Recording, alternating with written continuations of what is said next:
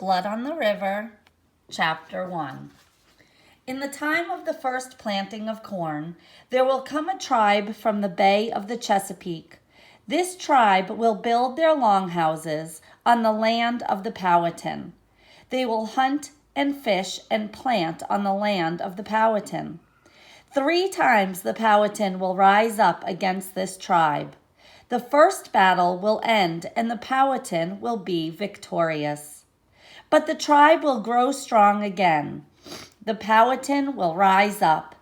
The second battle will end and the Powhatan will be victorious. But the tribe will grow strong once more.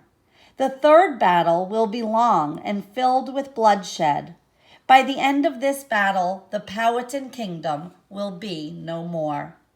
This is a prophecy delivered to Chief Powhatan, ruler of the Powhatan Empire, by his trusted priests sometime before the Christian year 1607.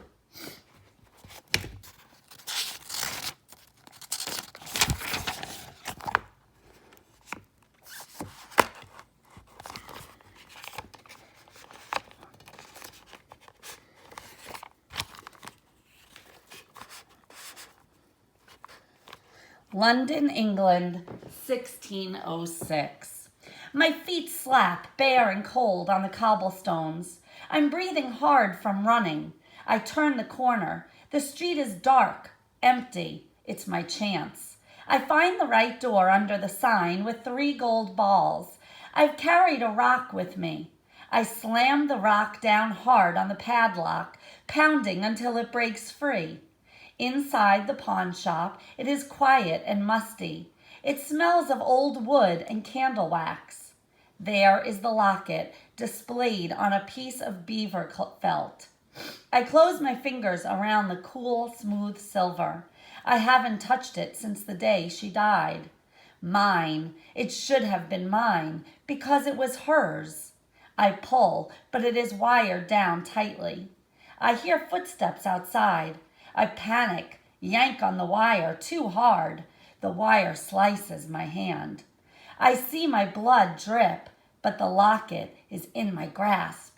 You, boy! A man lumbers into the shop. It's the shopkeeper, come from his house across the street. He lunges, grabs me, but I'm too fast. I squirm away and run, escape out into the fog, and I'm lost. Disappeared. I walk along the docks past the dark hulks of ships bobbing slowly. My heart is still racing. I try to calm myself. I listen to sailors laughing and arguing, their card game stretching into the night. I even venture a whistle. Nothing fancy, just my own tune.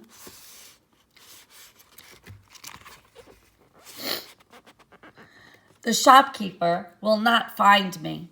I promise myself.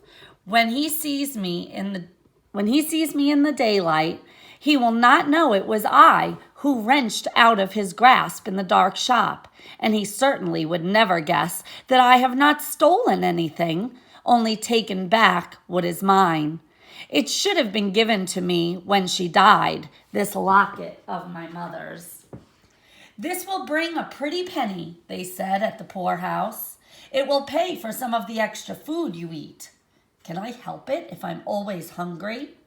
Then they expected me to stay on and keep working in the nailery, keep letting them beat me when they felt like it, as if I wanted to live in the poorhouse, as if Mum and I had wanted to be kicked out of our cottage on our farm, as if the blight was our fault, and we wanted the crops to rot in the fields and had planned all along not to pay the rent to the lord of our cottage. But I chose the streets instead. I'd rather dig in the garbage heaps with the rats for my meals. Who knows? Maybe my mum would still be alive if she hadn't been a widow and hadn't had to work so hard. First for the greasy, fat gentleman who owned our farm and cottage, and then, after we'd been kicked off, making nails for 12 hours a day to pay our way at the poorhouse. Maybe she would still be alive if she'd had an easier time of it. Not my father, though.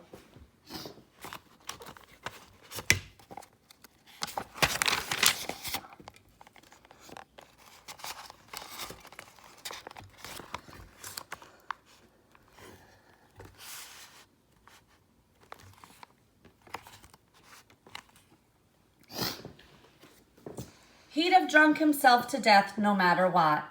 I find my favorite hollow near the London Bridge. Spiked on a pole atop the bridge is the severed head of a traitor, a man who betrayed the crown of England and paid for it with his life.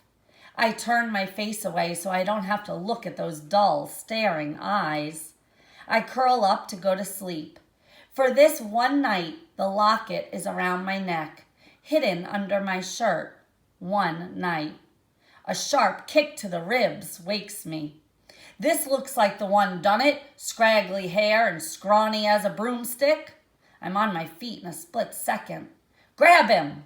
I try to twist free, but hands close on my arms, my neck. It's the shopkeeper and his burly son. I thrash and kick.